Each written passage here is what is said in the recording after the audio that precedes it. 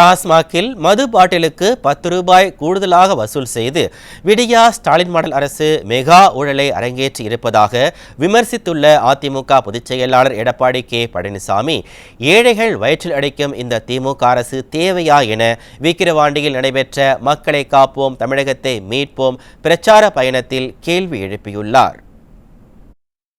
எங்க பார்த்தாலும் ஊழல், கலெக்ஷன், கமிஷன், கரப்ஷன். நீங்க பாத்தீங்கன்னா இப்பெல்லாம் 10 ரூபாய்க்கு மதிப்பில்லாத இருந்தது. 10 ரூபாய்னா சாதாரணம், அது யாரும் பொருட்படுத்தல. 10 ரூபாய்க்கு மதிப்பு வந்துடுது. யாரால மதிப்பு வந்தது?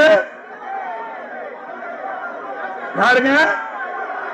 செந்தில் பாலாஜால 10 ரூபாய்க்கு மதிப்பு வந்துடுது.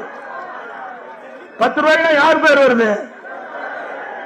எங்க ஏழை எளியோர் ஏதோ கஷ்டப்பட்டு காலையிலிருந்து மாலை வரை உழைத்த பிறகு போய் அங்கங்க கடை, இந்த கடையில போய் ஏதோ வாங்கி உடம்பெல்லாம் வலியிலிருந்து நிற்பதற்காக செய்யறான். அதுல 10 ரூபாய் கொள்ளையடிக்கிறான். அந்த ஆட்சி தேவையா? ஏழைகள் வயிற்றில் அடிக்கின்ற ஆட்சி திமுக ஆட்சி. அது தேவைங்களா? ஒரு நாளைக்கு 1.5 கோடி பாட்டு வைக்குது அப்படின்னா ஒரு நாளைக்கு 15 கோடி வருது. இந்த 15 கோடி இன்றைக்கு மாசத்துக்கு 450 கோடி.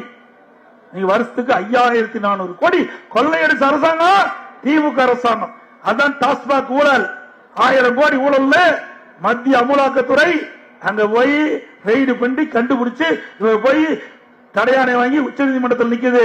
விரைவாக அந்த தடையாணை நீங்கப்பட்ட பிறகு இந்த அமலாக்கத்துறையின் மூலமாக விசாரணை மேற்கொள்ளப்படும்.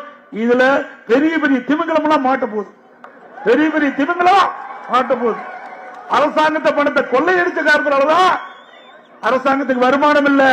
அரசாங்கத்துக்கு வர வேண்டிய வருமானம் ஒரு குடும்பத்துக்கு போயிட்டு இருக்குது. ஒரு குடும்பத்துக்கு போயிட்டு இருக்குது. ஆகவே இந்த நாட்டிற்கு ஒரு குடும்பம் முக்கியமா என்பதை நாம் உணர வேண்டும். ஒரு குடும்பம் இந்த நாட்டை சுரண்டி பிழைத்துக் கொண்டிருக்கின்றது. அதற்கு முடிவு கட்டுகின்ற தேர்தல் 2026 சட்டமன்ற தேர்தல் என்பதை நினைவில் கொண்டு